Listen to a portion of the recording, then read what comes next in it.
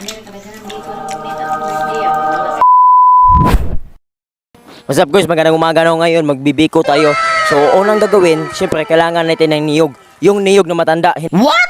Hindi yung niyog na binata pa. Ito yung matanda na niyog, no? Yung may tuno na, yung may anong tawag, yung may gata na. Tapos ito nga pala yung kapatid ko, tingnan niyo, di ba? Wala akong ibang kapatid na pugi. Ako lang. So ayun, buntan. Tinatawag ko itong buntan kasi sa amin, bunot to, pagbubunot. Kaya sa Tagalogin ko na lang, magbubunot. Ganon? So yun, tatlong lubing kailangan natin. Tatlong niyog, matandang niyog, no? Kasi medyo marami yung bibikuhin natin ngayon. Tapos,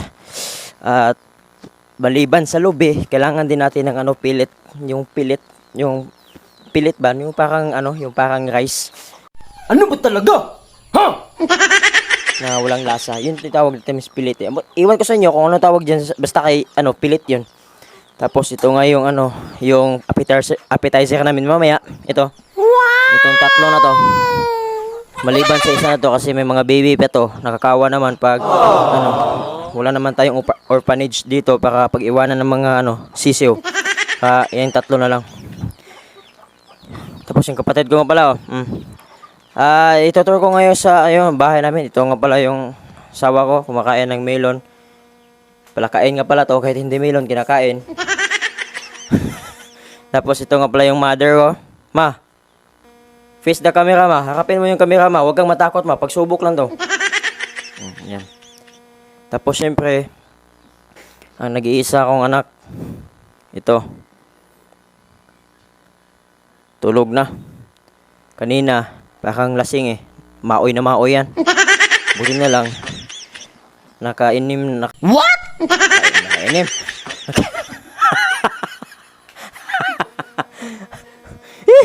Hasula ni magtagalog tagoys. Nakainom na ng tubig. So ito, tapos na yung niyog. Nandito na yung niyog. 6 na niyog yan.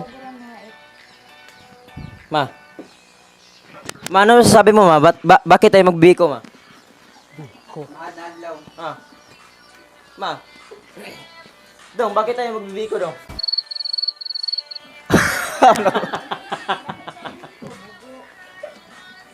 Ma.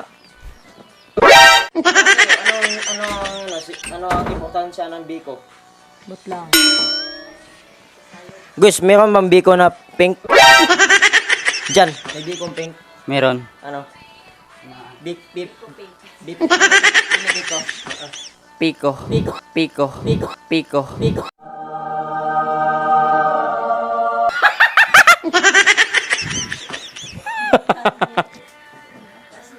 So yan guys, magkakagod na tayo ng lobis at ito nga pala yung kaguran namin. Tinatawag itong kaguran kasi dito kakagodin yung lobi.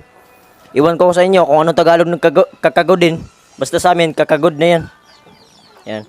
Siyempre, hugasan muna natin para malinis naman kasi din natin alam. Tinitilaan ng dinidilaan ng mga ilaga, ng mga pusa, mga aso, manok.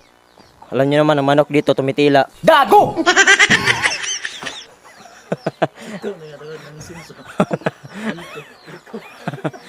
Ito yung ibig sabihin ng pagkakagod, guys. Ha? Anong Tagalog sa pagkakagod dyan? Hindi ko alam. Hindi ako ng Tagalog sa pagkakagod.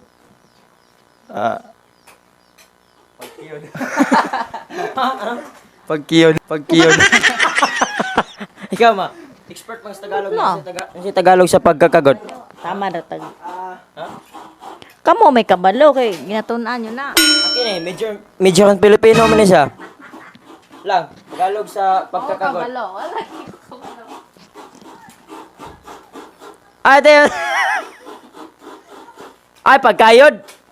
Ay, pagkakayod pala. Nadali mo din.